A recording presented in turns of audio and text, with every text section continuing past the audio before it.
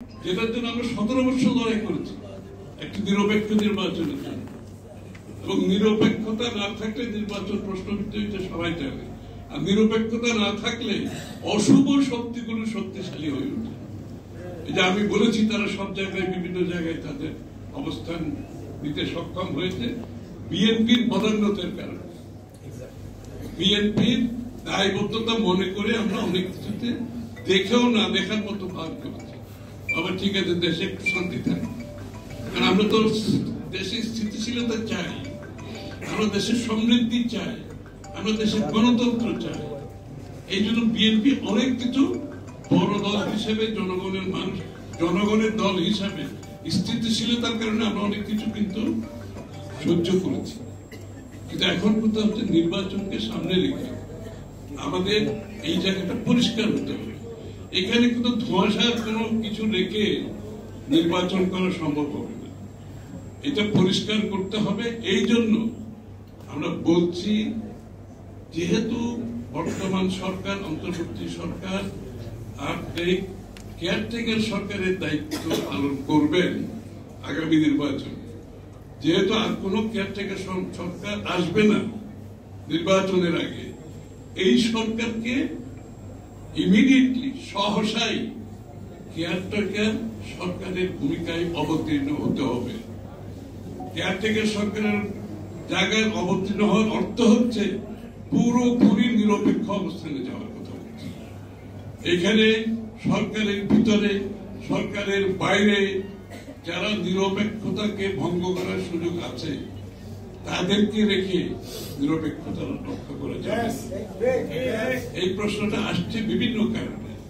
আমরা লক্ষ্য করেছি অনেকগুলো প্রধান, অনেকগুলো বদলি, অনেকগুলো সরকারের অবস্থান, যে কিছু কিছু লোক এগুলোকে প্রভাবিত করছে।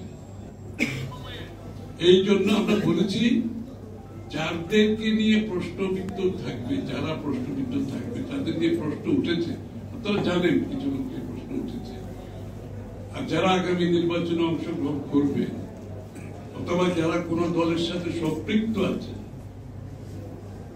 কোন দলের সাথে যারা নিজেদেরকে আইডেন্টিফাই করেছে, তাদের সরকারে থাকলে সেটা কেয়ারটেকার সরকারের ভূমিকা পালন করতে পারবে। এই জন্য অতি সত্বর, যেহেতু এই সরকারই কেয়ারটেকার দায়িত্ব পালন করবে আগামী নির্বাচন, আজ আমরা বলেছি অতি সত্বর কেয়ারটেকার মোডে সরকারকে চলে যেতে, এবং কেয়ারটেকার সরকারের যে চরিত্র সেটা কনস্টিটিউশনে, সংবিধানে বলা আছে কেয়ারটেকার সরকার কিভাবে পরিচালিত হবে, সেটা সংবিধানে বলা আছে পরিষ্কার ভাবে। সুতরাং এই সরকারকে, যেহেতু তারাই কেয়ারটেকার সরকারের ভূমিকা পালন করবে আগামী নির্বাচনে, তাদেরকে এই মুহূর্ত থেকে সংবিধানে যে কেয়ারটেকার সরকারের ভূমিকা দেওয়া আছে, বলা আছে, সেই বৈশিষ্ট্য তাদেরকে এখন থেকে করতে হবে তাদের সমস্ত কর্মকাণ্ডে। এবং আমি মনে করি তাদের কোন গুরুত্বপূর্ণ সিদ্ধান্ত এখন দেওয়া উচিত নেই, তাদেরকে ডেইলি ডে টু ডে যে কাজগুলো, দৈনন্দিন যে কাজগুলো, সেই কাজগুলো থেকে আস্তে আস্তে চলে যাওয়া উচিত। কারণ গুরুত্বপূর্ণ সিদ্ধান্ত দিতে গেলে তখন অনেক ধরনের প্রশ্ন উঠে যাচ্ছে। এটা হচ্ছে একটা কথা। ফেব্রুয়ারি নির্বাচনের দিকে যখন আমরা যাচ্ছি, আপনারা দেখবেন আমি একটু আগে বলেছি যে বৈধ নির্বাচিত সরকার না থাকার কারণে এই স্পেসটা ব্যবহার করে এই নির্বাচনকে প্রশ্নবিদ্ধ করার জন্য নানা ধরনের কার্যক্রম আমরা মাঠে দেখতে পাচ্ছি। সত্য বলেছে যে আমরা তো চাইলে বাংলাদেশের সবচেয়ে বড় রাজনৈতিক দল হিসেবে আমরা তো চাইলে আমরা রাস্তায় যেতে পারতাম না। যে সমস্যাগুলো যেগুলো বলেছি আমি, এই সমস্যার সমাধান আমরা রাস্তায় যাইনি, কারণ আমরা রেসপন্সিবল একটা রাজনৈতিক দলের ভূমিকা পালন করছি। এই জন্য আমরা জোর করে কিছু আদায় করতে যাই নাই, কারণ আমি তো গণতন্ত্রে বিশ্বাসী। আমি চাইবো গণতন্ত্রের ম্যান্ডেট নিয়ে যে কোনো সিদ্ধান্ত, কিন্তু তারা তার বাইরের কিছু তাদেরকে দিতে হবে। জনগণের কাছে গিয়ে ম্যান্ডেট দিতে রাজি নেই। আগামী নির্বাচনে অংশগ্রহণ করে প্রত্যেকটি দলের অধিকার আছে তার ম্যান্ডেট নেওয়া।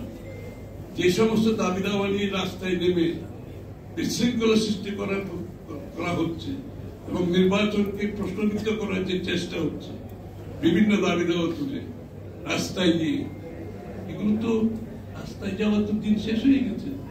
শেষ হাসিনাকে বিদায় করা হয়েছে, এখন যাবেন জনগণের কাছে, রাস্তায় না, এখন যাবেন জনগণের কাছে, যেতে হবে জনগণের কাছে।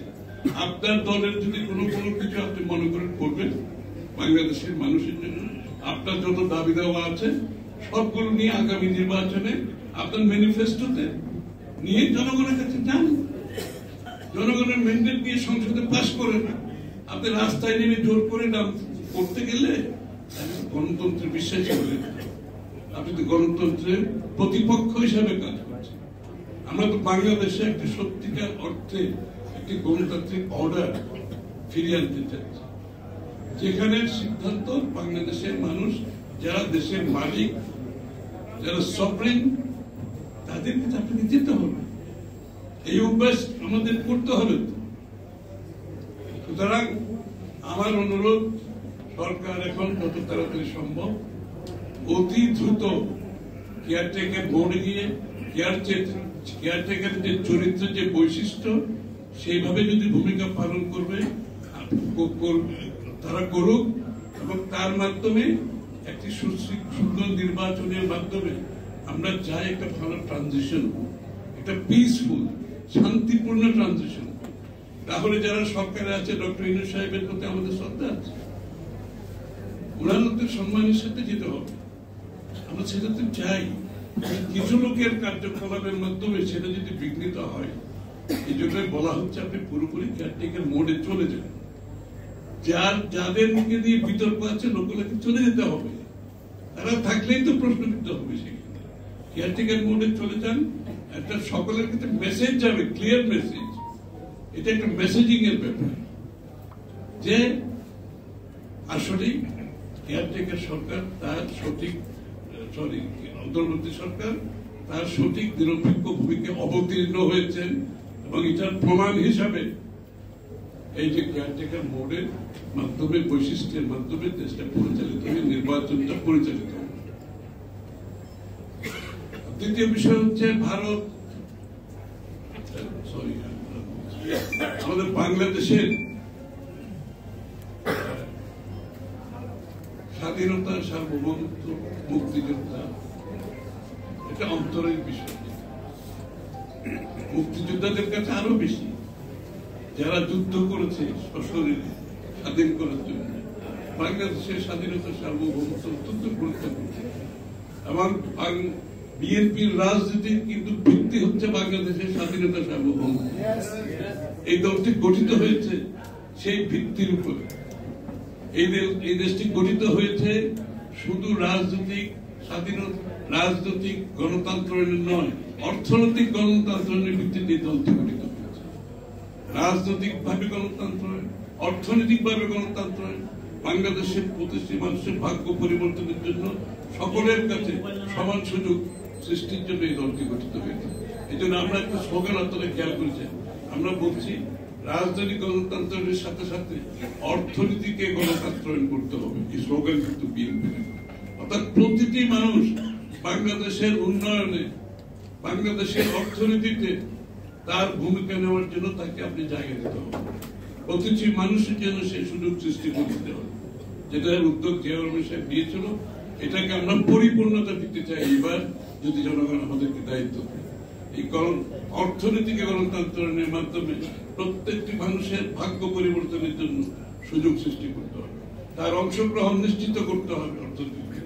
শুধু কিছু লোক পৃষ্ঠপোষকতার মাধ্যমে দেশের সম্পদকে পঞ্জীভূত করবে, আর বাংলাদেশের মানুষের, বাকি মানুষের কাছে সেই সুফল, অর্থনৈতিক উন্নয়নের সুফল যাবে না।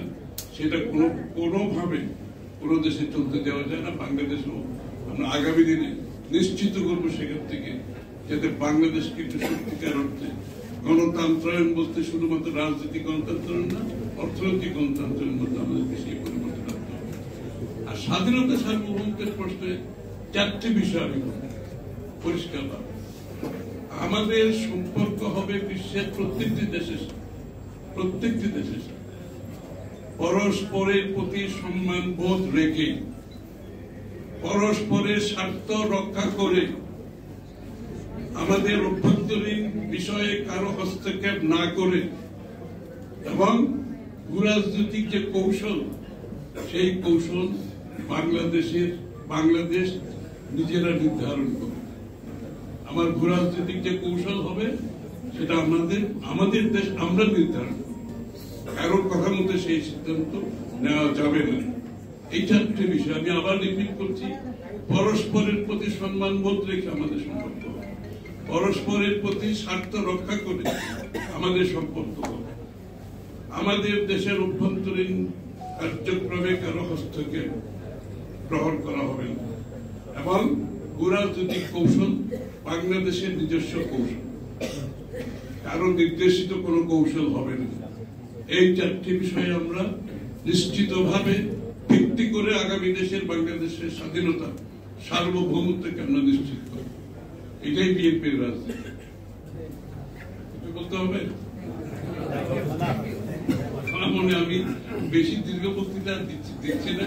আমি শুধু আপনাদের একটা অনুরোধ করব, মুক্তিযোদ্ধাদের কি ভূমিকা রাখতে হবে সেটা আমার আপনাদেরকে বলা দরকার। আপনারা দেশপ্রেমিক, মুক্তিযোদ্ধারা দেশপ্রেমিক, দেশটাকে স্বাধীন, সার্বভৌম, গণতান্ত্রিক একটি রাষ্ট্রে জনগণের মালিকানা ফিরিয়ে দেওয়ার মাধ্যমে একটা রাষ্ট্র গঠন করতে হবে যেখানে সকলের জন্য সমান অধিকার থাকবে। বাংলাদেশী জাতীয়তাবাদের ভিত্তিতে প্রত্যেকটি নাগরিকের সমান অধিকার নিশ্চিত করতে হবে, জাতি ধর্ম নির্বিশেষে, বর্ণ, ইতিহাস, সংস্কৃতি, ভাষা নির্বিশেষে একটি স্বাধীন সার্বভৌম রাষ্ট্র যাতে আমরা গঠন করতে পারি, এই চেতনায় আমরা এগিয়ে যাবো ইনশাআল্লাহ। সবাইকে ধন্যবাদ।